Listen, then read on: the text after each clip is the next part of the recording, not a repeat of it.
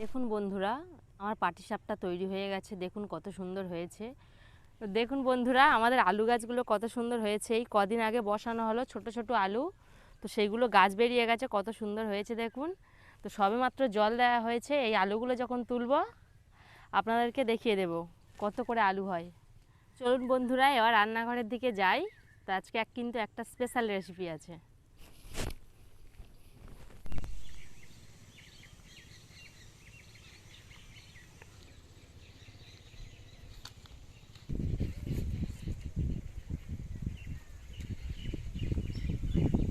নমস্কার বন্ধুরা, Shipra kitchen with village ফুডে আপনাদের সবাইকে অনেক অনেক স্বাগত জানাই।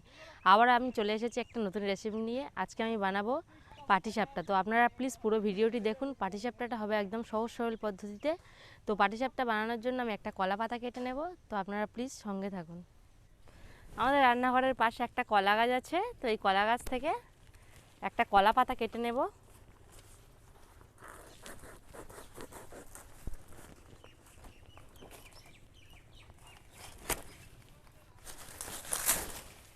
আমি যে কলার ডাঁটাটা নিয়েছি, এটা দিয়ে একটা সুন্দর জিনিস বানাবো। তো আপনারা প্লিজ দেখতে থাকুন। বন্ধুরা, আমি রান্নাঘরে চলে এসেছি। তো আমি আজকে যে পাটিসাপটাটা বানাবো, এটা নারকেলের পুর দিয়ে বানাবো। তোর জন্য একটা নারকেল নিয়ে নিয়েছি। তো এই নারকেলটা আবার ফাটিয়ে কুড়ে নেব।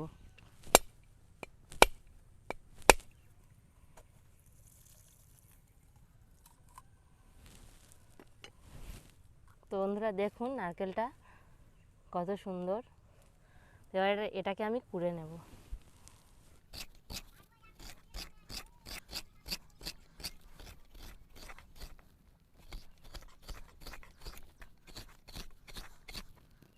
তো বন্ধুরা, আমি এটাকে হাত দিয়ে কুড়ে নিচ্ছি। তো আপনারা যদি চান তাহলে ফালি ফালি করে কেটে মিক্সারে দিয়েও করে নিতে পারেন। বন্ধুরা, একটা কোড়া আমার হয়ে গেছে। এবার এটাকে আমি কুড়ে নেব। বন্ধুরা, আমার দুটো নারকেল করা হয়ে গেছে। এবার আমি উনানটা জ্বালিয়ে নেব। উনানটা আমার জ্বালানো হয়ে গেছে। এবার আমি উনানে কড়াই বসিয়ে দেব। কড়াইতে জল দিয়ে দেব। গরম জলটা আমার হয়ে গেছে। এবার আমি নামিয়ে নেব।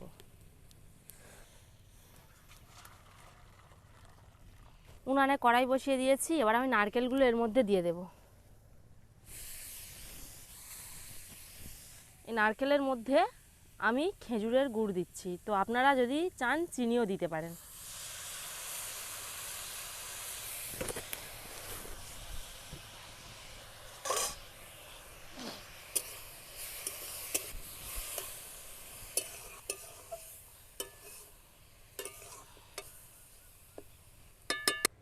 এদিকে নারকেলের পুরটা তৈরি হচ্ছে। আমি একটা মিশ্রণ তৈরি করে নেব। প্রথমে আমি এর মধ্যে 100 গ্রাম সুজি নিয়ে নিয়েছি। এবার আমি 250 গ্রাম ময়দা দিয়ে দেবো এর মধ্যে। এবার এটাকে ভালো করে মাখিয়ে নেব। এদিকে নারকেলের পুরটা দেখি, পুরটা প্রায় হয়েই এসেছে।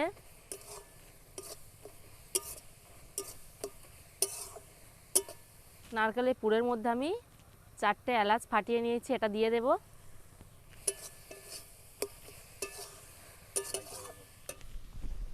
নারকেলের পুরটা আমার হয়েই গেছে। এবার আমি নামিয়ে নেব এটাকে।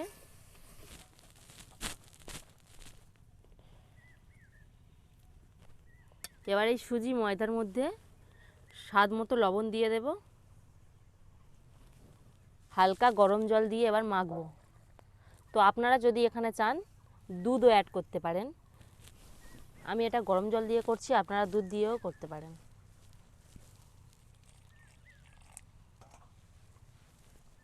আমি যে কলার যে ডগাটা কেটেছিলাম, এটা আমি আগাটা একটু থেঁতে নেব।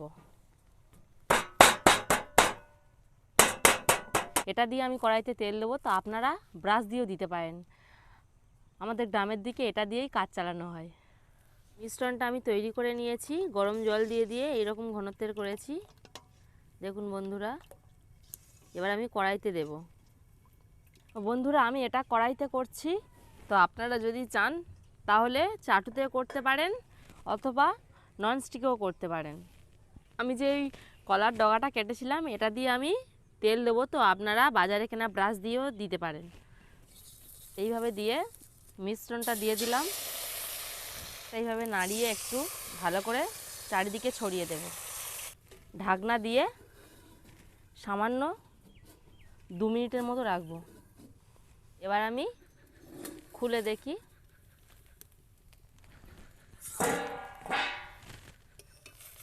তো দেখুন বন্ধুরা কত সুন্দর উঠে যাচ্ছে। এটাকে আমি এবার উল্টে দেব। দিয়ে আমি যে নারকেলের পুরটা করেছিলাম সেটা এইভাবে এর মধ্যে দিয়ে দেব। আমি এইভাবে হালকা করে মুড়ে দেব। তো দেখুন কত সুন্দর হয়েছে। এইভাবে আমি সবগুলো তৈরি করে নেব।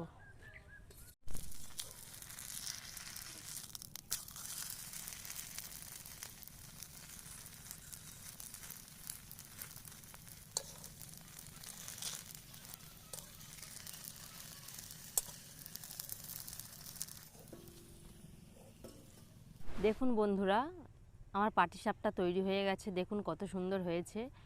তো আপনারাও প্লিজ বাড়িতে এইভাবে একবার তৈরি করে দেখবেন। আশা করি খুব সুন্দর খেতে লাগবে।